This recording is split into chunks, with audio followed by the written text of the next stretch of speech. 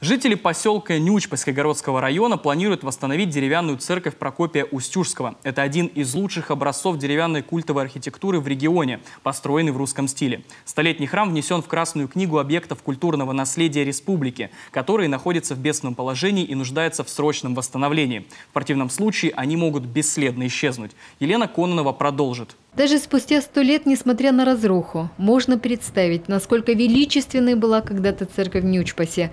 Арочные оконные проемы, вальмовая крыша, шатровые завершения храма и колокольни. Святыня построена в начале 20 века, без единого гвоздя, по лучшим традициям древнерусского северного народного зодчества. Ее возвели после того, как в 1903 году сгорел первый храм поселка.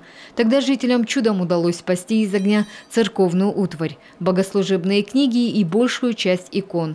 Долгое время службы проходили в здании церковно-приходской школы, пока не решили поднять новый храм.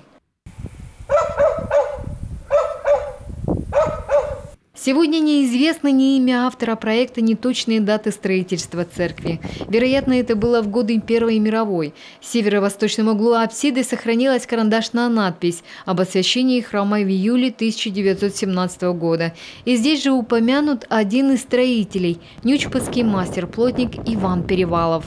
Я, как говорится, вырос здесь, в поселке Нючпаск. И вот у меня здесь и дедушка, и бабушки, короче, все они здесь это как бы и работали, и жили, и трудились. Вот даже дед Перевалов, или как я фамилию даже не помню, но он тоже эту церковь строил. Но, говорит, раньше, говорит, вот церковь строят, если неправильно бревно положили криво, он по новой заставлял работников убирать, и чтобы как по линейке было, делали эту церковь. Сегодня старожилы Нючпаса вспоминают рассказы своих дедов, как когда-то сельчане весело отмечали православные праздники. На улице выходили с иконами, по поселку ходили с гармошкой. Только так было недолго. В 20-е годы прошлого века церковь закрыли, колокола переплавили. Само здание долгое время использовали под склад, затем оно просто пустовало. Без должного ухода деревянное строение быстро разрушалось. Сегодня сельчане пытаются сберечь то, что осталось от храма. Мы ходили еще это как его, все ухаживали внутри, все хорошее было внутри. Пока вот листы железа не упали, она была как новенькая, все выглядели, очень хорошо было.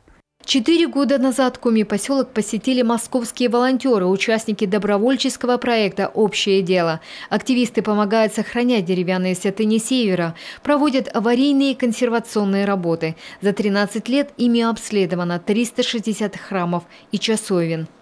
До наших дней дошла всего 1/3 деревянных храмов и часовен, существовавших до революции. И больше половины из них находится в аварийном состоянии. Если не провести срочные работы в ближайшие 10 лет, эти храмы превратятся в руины.